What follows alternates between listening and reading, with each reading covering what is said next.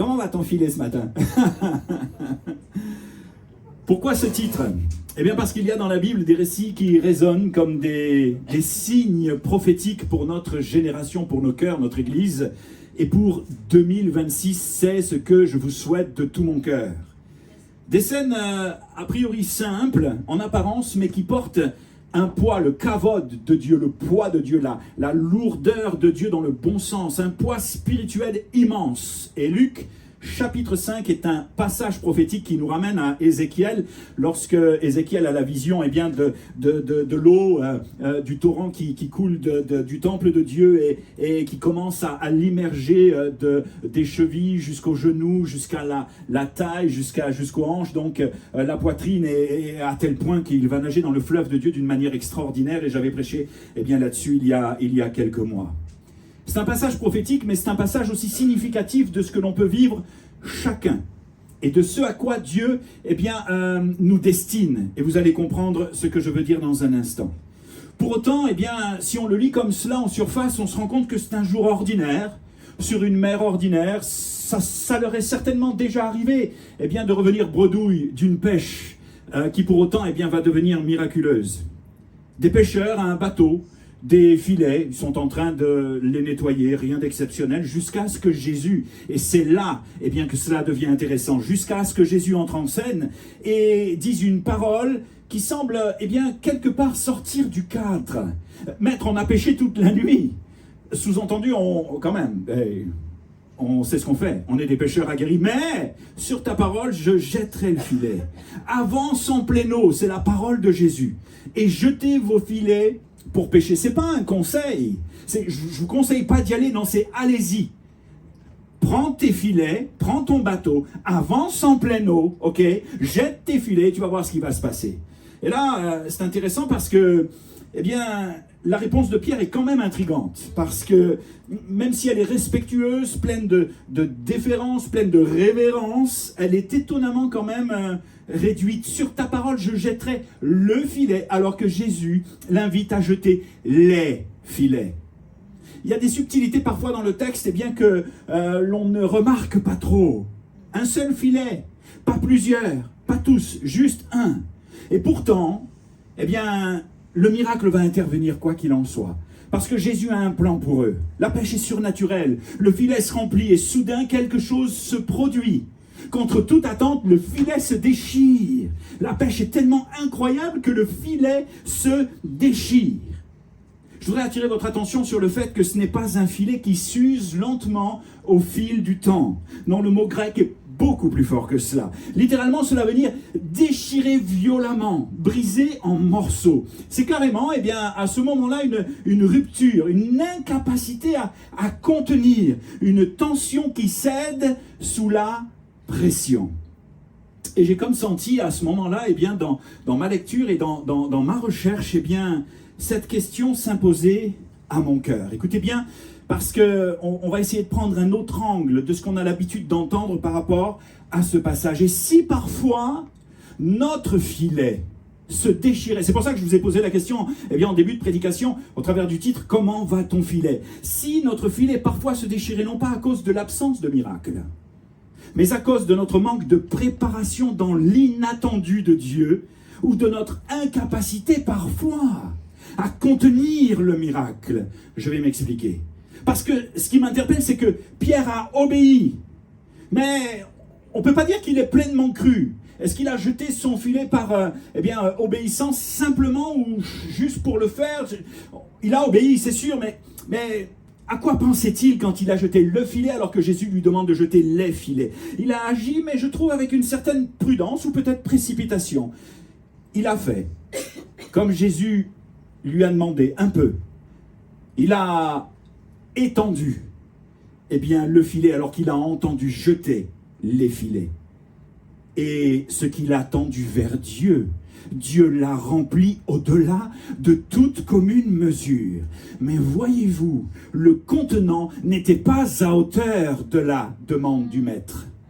Le contenant n'était pas à la hauteur de la demande du maître. La structure ne correspondait pas à la promesse. C'est comme si, à ce moment-là, le Seigneur me disait, tu veux l'extraordinaire dans ta vie, Et ça va vous parler à vous aussi. Tu veux l'extraordinaire, mais tu jettes ton filet comme si rien n'allait se passer. Tu demandes un déversement, tu demandes le miraculeux, mais tu t'organises dans ta vie comme s'il allait juste pleuvoir quelques gouttes. Et ce texte, en fait, est une sorte de miroir pour chacun d'entre nous. Il ne parle pas simplement à moi, ou d'un miracle de poisson. Il parle de la tension. Écoutez bien, c'est vachement important ce matin. Et j'espère bien que les amis qui ont manqué le message pourront être bénis aussi en le regardant. Il parle de la tension entre ce que Dieu veut libérer et ce que nous sommes capables de contenir. Entre ce que Dieu veut libérer parce qu'il veut libérer sa grâce, sa puissance et sa bénédiction, et ce que nous sommes capables de contenir. Parce que parfois, c'est pas le ciel qui tarde, c'est notre cœur qui limite. C'est notre foi qui minimise, c'est notre préparation qui manque, et notre structure qui, à un moment donné, cède. Et on va voir dans quelques instants eh bien, ce que signifie pour moi, ce matin, dans la pensée de l'esprit, le côté structure. En fait, le filet, c'est moi, mais c'est toi aussi. Ce sont nos vies, ce sont nos cœurs. C'est ce que tu tends à Jésus ou que tu jettes par la foi, espérant avoir plus de résultats ou plus de fruits dans ta vie ou dans ce qui te préoccupe, dans tes demandes et dans tes prières. Pour ton avenir, ton couple, ta famille, tes finances, que sais-je. Le filet, c'est moi, le filet, c'est toi. C'est ce que tu tends ou que tu jettes par la foi. Et quand je lis ce passage, je ne peux pas m'empêcher de voir autre chose qu'un simple filet. Vous l'aurez compris ce matin. Un simple filet de pêche, il va devenir tellement symbolique pour nous. Ce filet, je le vois comme l'image de mon cœur, l'image de ma foi, l'image de ma structure intérieure, l'image de ma vie intérieure, de mon homme intérieur, de mon être intérieur. Je le vois comme tout ce que je tends vers Dieu, parfois timidement, parfois avec audace, mais souvent avec des fissures invisibles. C'est ce que je tends quand je dis à Dieu, utilise-moi, bénis-moi, multiplie ma vie, envoie ta gloire Seigneur, ouvre les cieux pour moi, sur ma vie, mes finances, mon boulot, mon couple, tout ce que vous voulez, mes enfants, confie-moi plus, fais de moi un canal de bénédiction, un canal de réveil, je veux plus de ta présence, je veux plus de ta puissance, je veux plus de ton feu. Mais, si je suis honnête, parfois ce que je tends à Dieu n'est pas aussi près que je pense que c'est prêt. Pas assez solide, pas assez souple, pas assez aligné, pas assez affermi, pas assez guéri intérieurement.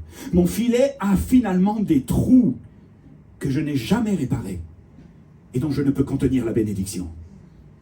Des nœuds jamais consolidés, des tensions non résolues, des blessures cachées, des fatigues intérieures que j'ignore, que je feins d'ignorer ou dont j'ignore l'existence quelque part. Vous me suivez ce matin? Oui. Jusqu'au jour où le miracle à vie arrive, jusqu'au jour où Dieu répand sa bénédiction, jusqu'au jour où bam, mais ça craque. Ça craque parce que je ne suis pas prêt. Ça craque parce que je ne peux pas contenir. Ça craque parce que sa présence est trop forte, et trop dynamisante et trop puissante pour moi. Ça craque parce qu'il y a un niveau d'exigence qui veut que face au miraculeux, face à la vie de l'esprit, face à tout ce que Dieu veut, eh bien que je vive, je ne suis pas prêt. Je ne peux pas contenir. Il y a trop de blessures, il y a trop de failles, il y a trop de trous dans le filet. Et parfois, ce n'est pas le diable qui m'attaque. Vous savez, nous les évangéliques, on est facile à faire des raccourcis.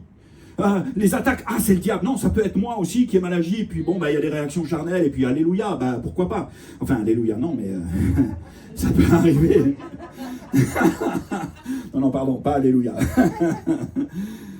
Parfois, c'est pas le diable qui m'attaque. Parfois, c'est peut-être la chair. Parfois, c'est autre chose. Et parfois, c'est la gloire de Dieu qui me dépasse.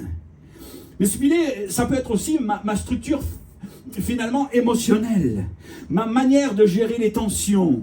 Vous comprenez, tension par le fait d'avoir des tensions entre nous dans l'église ou autre, peu importe, mais la tension, le fait de s'élargir davantage. Ce filet, c'est ma structure émotionnelle dans l'idée de mon caractère face à la pression.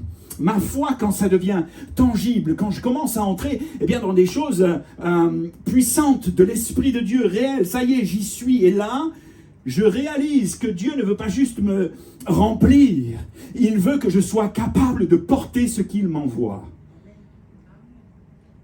Tu veux le miraculeux? Nous voulons le miraculeux. Qui ne veut pas le miraculeux? La Bible est pleine de miracles. Il est le Dieu qui ne change pas, le même hier, aujourd'hui et éternellement. Et ce qu'il a fait jadis, il veut le faire encore aujourd'hui. Mais je remarque que dans nos églises, il y a comme une réticence, comme un frein, comme une hésitation. Nos filets semblent ne pas être prêts pour accueillir ce que Dieu veut nous donner. Et pourtant, eh bien, il y a une ambivalence, une sorte de je veux, mais pourvu que ça ne me dérange pas trop, pourvu que ça ne sorte pas trop du cadre, pourvu que ça soit comme moi, eh bien, j'imagine que ça soit. Veux-tu la bénédiction? Veux-tu le miraculeux? Alors si oui, sois prêt à être mis sous pression. Sois prêt à élargir ton filet. Sois prêt à réparer ce qu'il y a à réparer et à laver, comme les disciples le faisaient sur le bord du rivage, à laver ce qu'il y a à laver. Pierre ne s'attendait pas à autant. On est d'accord, et le texte est étonnant pour nous aussi. Il a jeté un filet, peut-être machinalement, peut-être par respect, comme je le disais tout à l'heure, mais pas avec la foi entière que ce filet devait, eh bien, s'étirer, s'élargir, résister à une pression divine. Et toi, ce matin, quand tu dis, et ça me parle, évidemment, Seigneur, bénis mon couple, as-tu vraiment compris ce que tu demandes? Parce que parfois, on demande des choses qui nous dépassent. Parce que la façon dont Dieu va répondre, eh bien, n'est pas toujours la façon dont on s'imagine qu'il va le faire. Suivez-moi bien. Seigneur, bénis mon couple. As-tu vraiment compris ce que tu demandes? Parce que bénir ton couple, ce n'est pas juste mettre de la tendresse, eh bien, sur ou dans les bons moments. C'est te donner la grâce d'aimer quand l'autre est fermé. C'est choisir l'unité, alors que tout en toi veut fuir et s'enfermer dans le silence ou la colère. C'est décider de rester fidèle dans la tempête, de protéger dans la fragilité et de servir sans retour immédiat. C'est parfois aimer un cœur blessé pendant que Dieu le restaure à travers ta patience. Waouh! Et si tu n'as pas été guéri de tes propres carences affectives, de ta peur de l'abandon, de ton besoin d'être validé, alors le poids de la bénédiction que tu réclames te déchirera un jour au lieu de t'élever. C'est pourquoi il faut faire attention à ce que nous demandons parfois. À ce que nous demandons et à comment nous le demandons. Pourquoi nous le demandons. Seigneur, envoie les âmes. J'entends dans l'église, et ce n'est pas un reproche, je prie avec cela et je dis Amen. Mais c'est vrai que je m'interrogeais, je me disais, Seigneur, envoie les âmes, Père, s'il te plaît, fais venir les gens de Forbach. Savons-nous vraiment ce que nous réclamons? Les âmes ne sont pas des chiffres, les amis, et j'ai vu trop souvent, eh bien, parfois, sans leur jeter la pierre, ni quelque opprobre que ce soit, et moi je me surprends à cela aussi, les amis. Les pasteurs comptaient le nombre de personnes chaque dimanche. Je me suis surpris encore ce matin. Nous sommes à peu près 27, 28, peut-être une trentaine. J'espère tellement plus. Mais les âmes ne sont pas des chiffres. Et peut-être qu'un jour, il va falloir que j'arrête avec ça, que je fasse la paix avec Jésus, et puis le Seigneur enverra les gens qu'il a envoyés. Au moment où il a les envoyés, j'ai pas à compter. Ce dimanche, on était 27, et puis le dimanche d'après, on était 37, yes, et puis on est 40 à l'église. Non, peu importe. Franchement, là, que Dieu me garde de tout cela, priez pour moi, parce que je suis aussi faillible que n'importe qui d'autre.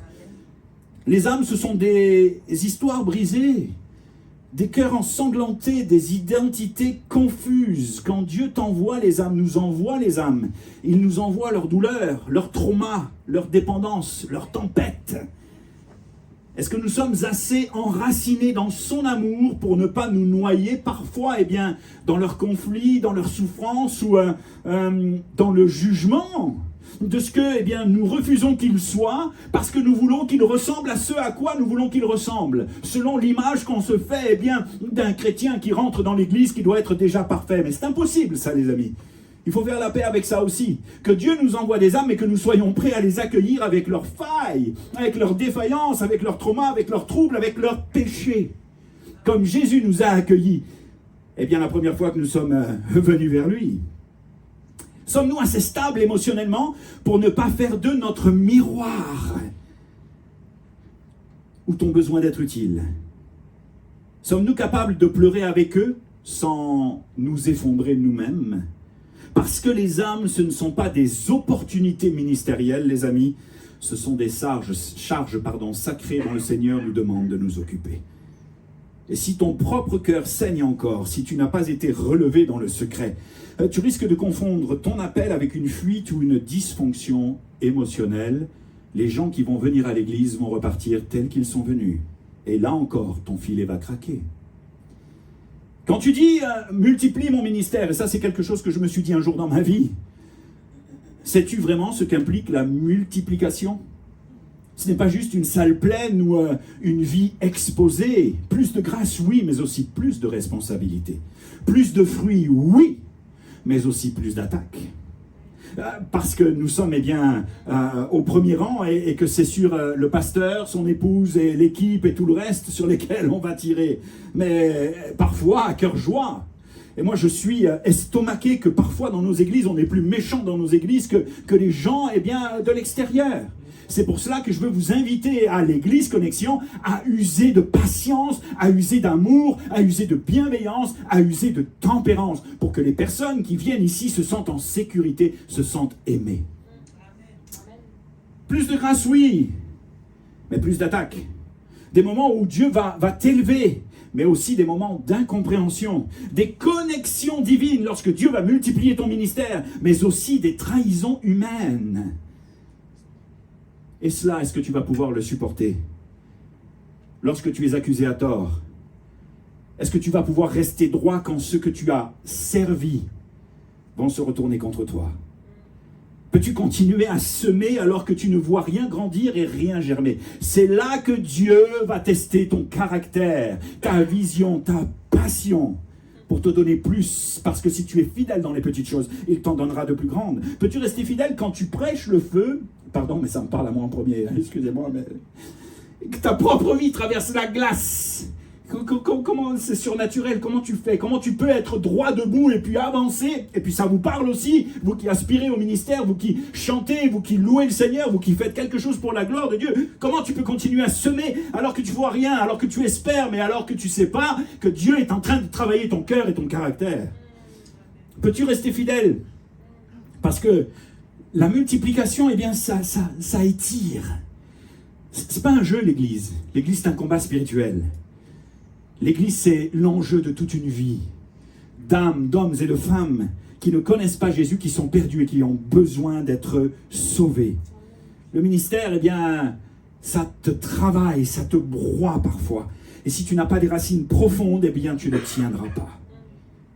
Quand tu dis, Seigneur, ouvre-moi les portes. Combien de fois j'ai pas dit à Jésus, Seigneur, ouvre-moi les portes. Tu sais, moi je suis un vaillant, j'ai envie de prêcher, j'ai envie de faire du ministère, j'ai envie de que l'église grandisse, et ainsi de suite. Moi je voudrais déjà être à l'arrivée, avant d'être au départ. Tu sais, quand tu dis ouvre les portes, es-tu vraiment prêt? C'est pas juste moi, mais c'est chacun d'entre nous en tant que corps. Es-tu prêt vraiment à entrer par là où Dieu va te faire passer? Parce que parfois, Dieu ouvre des portes qui mènent dans le désert. Parce que c'est bénéfique pour toi. C'est dans le désert où Dieu va te parler. Pour que tu sois dénué et déshabillé quelque part de tous tes faux semblants, de tous tes principes, de tout ce que tu as appris, de tout ce qui fait que tu es toi, pour que tu deviennes ce que lui veut que tu deviennes. Et c'est dans le désert, dépouillé de toi, qu'il va te parler. Il va t'amener hors de ta zone de confort. Ouvre-moi les portes, attends-toi à ça. Hors de ta stratégie, hors de tout ce que tu contrôles. Il va t'ouvrir une porte qui va te vider toi-même, de toi-même, pour que tu sois plein de lui. Celle-là, je l'ai trouvée intéressante. Il va t'amener dans le désert pour te vider de toi-même afin que tu sois plein de lui. Il te fait traverser parfois, et c'est incompréhensible la vie chrétienne. Parce qu'alors que le monde nous dit de vivre et de mourir, le Seigneur nous invite à mourir à nous-mêmes pour vivre en Christ, pour porter du fruit, pour entrer dans le miraculeux afin de pouvoir contenir la bénédiction et la transmettre à d'autres, à ceux qui ont faim et soif de Jésus. Il te fait traverser des saisons où tu perds tes repères. Tu sais plus où t'en es, tes certitudes, ton agenda.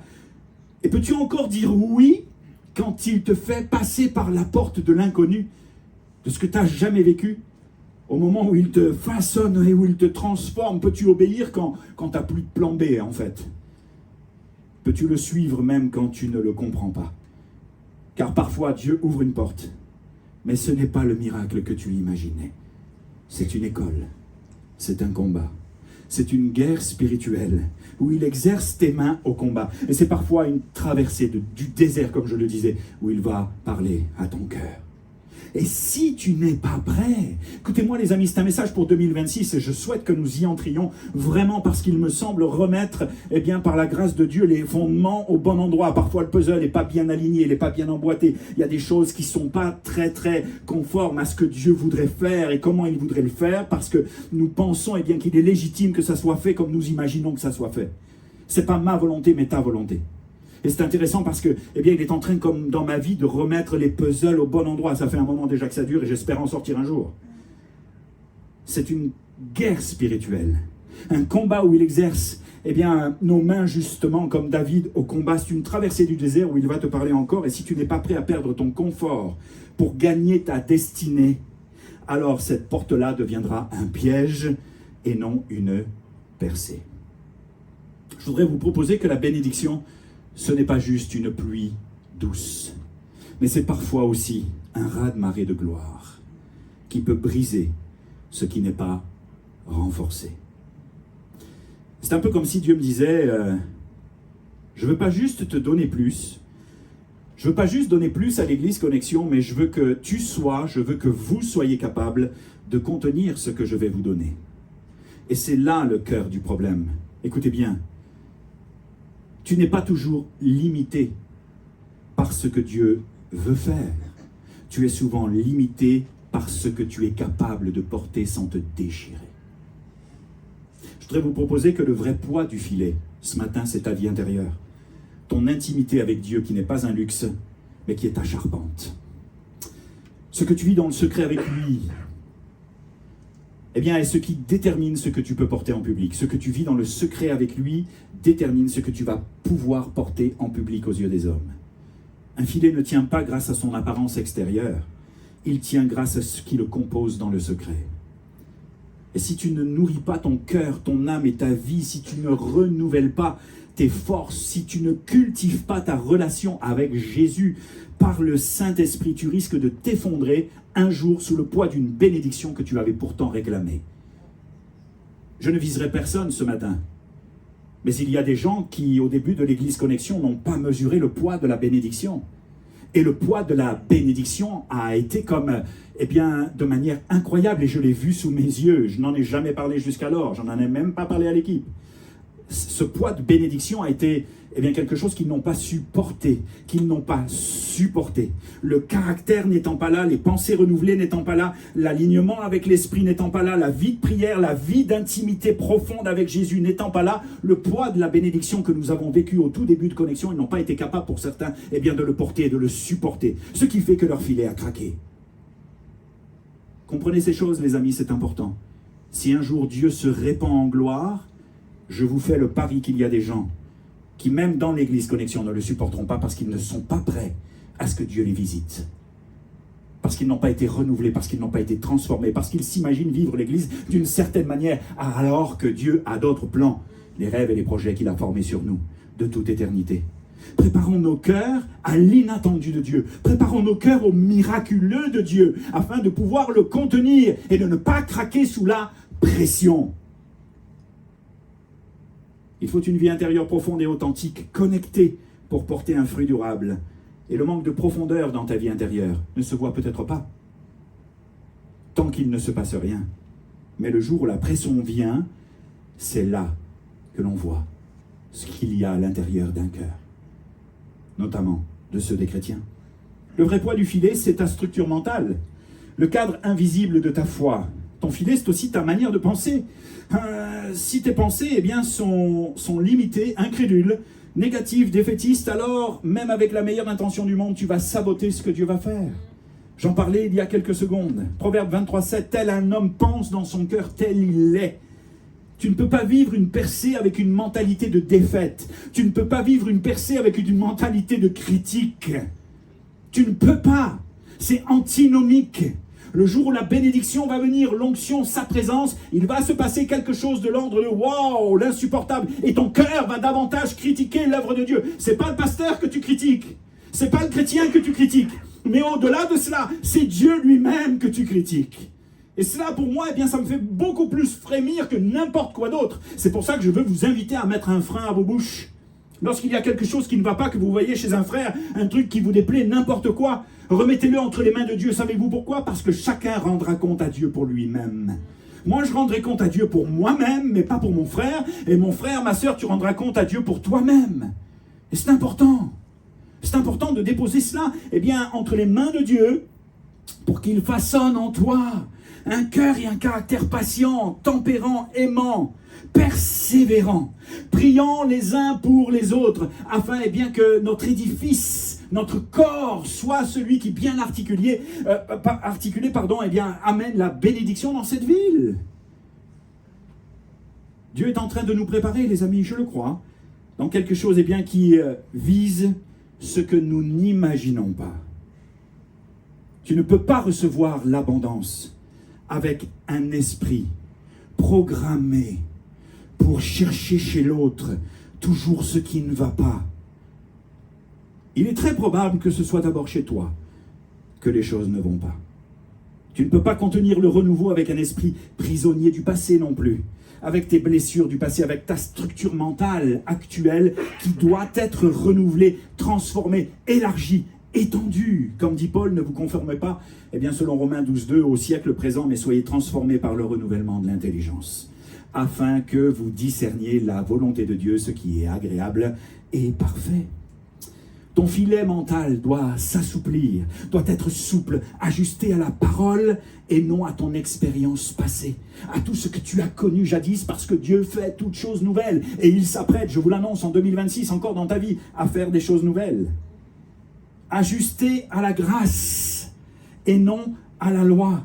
Car si tu crois petit, tu vas recevoir petit. Si tu crois étroit, tu vas recevoir étroit. Mais si tu laisses Dieu élargir ton cœur et tes pensées, tu vas commencer à vivre ce que tes yeux n'avaient jamais vu jusqu'alors et tu vas pouvoir contenir ce que le Seigneur veut faire dans ta vie. Je termine mon message tranquillement par le vrai poids du filet. C'est ta disponibilité spirituelle. Es-tu vraiment prêt à vivre ce que tu réclames? Et là, ce matin, là, vous allez sortir de l'église. Va falloir faire attention à ce que je dis à Jésus maintenant. C'est pourquoi je veux vous inviter à vous connecter au Saint-Esprit et à prier selon l'Esprit. Pas selon les désirs de ton cœur, mais selon ce que le Seigneur eh bien, te montre de prier. C'est important, ça s'apprend, ça se développe. Ce filet, je crois ce matin, pour terminer avec les points, c'est ta disponibilité. On dit à Dieu, Seigneur, souvent utilise-moi, mais on remplit notre agenda comme s'il ne le ferait jamais. On prie le miraculeux, mais on ne s'attend pas au miraculeux. On prie, et puis on passe souvent à autre chose. On dit, je veux plus de toi, plus de ta gloire, mais on garde un cœur comme partagé, comme divisé, une vie compartimentée, une foi qui ne veut finalement pas trop être dérangée. Hey, la vraie question, c'est pas seulement est-ce que tu veux le miracle? La vraie question, c'est est-ce que tu es disponible pour porter ce que ce miracle implique? Le miracle, c'est glorieux, mais il ne t'obligera jamais eh bien, à changer si tu ne veux pas changer, et à te préparer si tu ne veux pas te préparer. Mais par contre, le miracle, lorsque tu vas l'accueillir, t'obligera à changer ton rythme. Ta façon de faire, ta façon de penser, ta façon d'agir, ta façon de prier, ta façon de même te comporter avec les non-croyants, les croyants et le reste, ça va bouleverser ta vie, le miracle. Ce miracle te demandera également de t'entourer des bonnes personnes pour pouvoir, eh bien, travailler à l'œuvre de Dieu. Il te détachera de tes insécurités pour t'attacher à sa sécurité. Au fond, eh bien, si je devais conclure avec Franco au piano dans quelques instants, eh bien, je dirais que Dieu ne cherche pas des gens brillants, mais il cherche des gens disponibles. Alors ça, c'était une invitation que je t'adressais, hein, Franco.